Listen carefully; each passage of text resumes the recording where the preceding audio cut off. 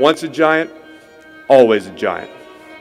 For me, it's only a giant. What's going on YouTube? Diggy546. It's not going to be an intro here, but I wanted to give my quick intro, my quick review or recap of what the Giants did today. Of course, the starters didn't play today. I didn't expect to see them out there today. I got some stats in front of me. Again, Daniel Jones didn't play. Pretty much all your starters. The only kind of starters that played was Pinnock. Deonte Banks will probably start. JMS will probably start. But it was just pretty much about the young guys getting reps today, and I'm all for that. I think that made a lot of sense. Deonte Banks pretty much played the first half almost completely. Same thing with Trey Hawkins, played most of the played pretty much the first half. I think they might have switched them out maybe sometime during the third quarter, but I'm pretty sure they played. I know for a fact they played the first half. First, I'll start off with the rookies. So, yeah, Deonte Banks and Trey Hawkins, they both were targeted. I think Deonte Banks may have given up. I don't think he really gave anything up. I think he broke both of the passes up that were targeted towards him. I do kind of want to see a little bit better ball skills from Deonte Banks because he was there. He had his hands up, but he didn't really attack the football. Trey Hawkins was there all day. He had one pass that he gave up on the sideline, but other than that, Trey Hawkins was all over the place as far as how well he was covering this guy. And that is just more reassurance that he's still, looking good against second string guys, against second string, third string guys. We're going to see how he looks against first string guys probably sometime next week when, another team plays their first stringers. But Trey Hawkins is passing all the tests so far. And so far, as we've gotten into some better competition, Deonte Banks has stepped up his game. He's not getting beat all over the place. JMS, I don't think I really saw him lose anything. He was moving guys. I saw him put somebody in the dirt. JMS looked good, and again, he was going against backups, but so far so good. He was looking good. Like I said, Pinnock isn't a rookie, but he's a young guy. I think he's a little bit, like at least 3-4 years in the league, but he got an interception. Dane Belton, the second-year player, got an interception. The one with Belton just kind of was sitting up in the air. I mean, it was pretty much like a punt. Javarius Owens, the seventh-round pick, I think, seventh or sixth-round pick, he like jumped on a ball where you would have really thought that this guy, had a crazy interception. So if he would have been able to come up with that interception, that would have been a real athletic play, which we already know this dude, Javarius Owens, is a super athlete at safety. So that was encouraging to see him kind of, come into the frame like that. On top of that, let's see, I'm gonna stay with the positives for now. DeVito looked good for the most part. He threw that interception at the end, but he did not have protection all day, especially towards the end of the game. And then towards the beginning of when he got in. I'll get back to the more things about DeVito a little bit later, but I'm thinking of some more of the things that really stood out. Yeah, I think those are probably your main things that stood out. Cole Beasley looked good, but he's a vet. He's really good one-on-one. He's really good against man coverage, and I don't expect that to be any different when he's going against backups. So that all looked great. Bauer also looked good. He also looked good out there. Baldonado looked good towards the end of the game, but no real edge where you're like, oh, this guy's going to definitely be our third edge. He's going to make plays for us during the season down the stretch. Now let's get to some other kind of high level things. One thing I'll say is the tackling for this team right now. And right now, like I said, the starters weren't out there, but these guys are going to play at least special teams for us. And the tackling was horrible. The tackling was bad. Nobody went down for the Lions after the first tackle the entire game. No one went down on the first tackle. They could not wrap people up. There was a lot of diving at people's shins, diving at people's ankles, not wrapping up properly. The tackling was horrible. The only people who were tackling well was Trey Hawkins. I mean, the corners. So the tackling was bad, just plain and simple. And then that also leads me to special teams. Now, we hear a lot. We hear a lot about how well respected and how in such high regard Thomas McGahee is held in as a special teams coach, and how he's going to be a head coach one day because he's that good of a special teams coach. We see way too many issues. One, they literally kicked an onside kick like 30 yards down the field, 30, 40 yards down the field, and they almost recovered it. So that's a huge problem. On top of that, we gave up a punt return, and guys were out of place. Our long snapper Cam Lyons missed a tackle. It was horrible. The most unathletic missed tackle I've ever seen. He basically spun past two people, didn't do anything super elusive, and he returned a punt for a touchdown. So we got to clean that stuff up.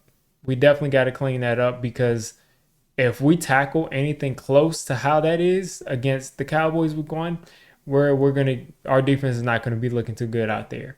Now, some other things that stood out to me is Tyrod Taylor didn't look that good, but I mean, he threw it 4 times. He threw it 4 times. Um, it is what it is with Tyrod Taylor, but he had a couple of guys open. He had Hyatt open across the middle of the field. I think he had Hyatt open a couple of other times or one other time, and he just didn't get the ball to him. Hyatt had one pass for -8 yards on a screen pass, but other than that, didn't really do much. But I can't say it's all his fault. He wasn't really targeted much. Um, Looking at the rushing, we could not really get much going on the ground game besides one long run from Jashawn Corbin. It, it it's just bad. The backup offensive line is bad, and I think that's probably where I should focus next. Is the backup offensive line was horrible. We could not give any sort of protection for Tommy DeVito most of the game. Julian Okwara, which is a guy that people have been saying that we should look out for as a bubble player that might get cut. And believe it or not, if anybody's watched that game and anybody's watched Julian Okwara coming out, and even in the past couple of years, he's listed as their fifth string edge player. And that is entirely too low for me. But if he's their fifth best edge and he's going to get cut, the Giants need to be the first team in line for Julian Okwara. So he's a guy that I'm sure they have their eyes on. Of course, waivers will happen, and we'll see who claims him if he gets cut. But Julian Okwara had a day. No one blocked him. He just ran around the edge. Um, I think we had Wyatt Davis trying to play tackle. We had Wyatt Davis playing right tackle because you got some injuries with Tyree Phillips, and they just wanted to get some more guys out there. But Wyatt Davis is not a tackle by any shape or form. He's not a tackle, and he's not even been a good guard in the league so far. So he was a guy that we thought, a ton of people thought you take this guy in the second round just 2 or 3 years ago, and he's going to be a nice guard for you, a good guard in the NFL for you. And he just hasn't been good there. And he really was not good today at tackle. Corey Cunningham could barely get his hand on any of the Okwara brothers. Romeo, Julian, anybody that was out there was getting beat. Matt Parrott was getting beat. Bredesen at right guard did not look nearly as good as he does when he plays center or left guard. Just all of those guys out there did not look good. They could not establish the run. They could not pass protect. It was bad. Now, you could say maybe that's just the depth of the Lions as far as their defensive line compared to our depth of the offensive line. But most teams in the NFL do not have good backup offensive linemen, but ours are horrible. It's just that simple. They're horrible. Um, as far as receivers, like I said, no one really stood out. Tommy DeVito really didn't get the chance to do much of anything besides get the ball to Cole Beasley. Cole Beasley was the one guy that was going to get open as fast as as quick as someone can possibly get open against man coverage, and he was the only one getting open there. The rest of the guys, they might have caught one 15 16 yard pass, but nothing really special. Bryce Ford Wheaton continues to look like a guy who needs a lot of development. Some people are saying put him on the roster because he's an athletic specimen. This guy is not ready to be on an NFL roster. I don't think he'll have any issues getting to the practice squad. Someone might pick him up, but he's just not ready. He's not ready, and we can't use a roster spot on him. As far as Colin Johnson, he went out of the game with a knee injury.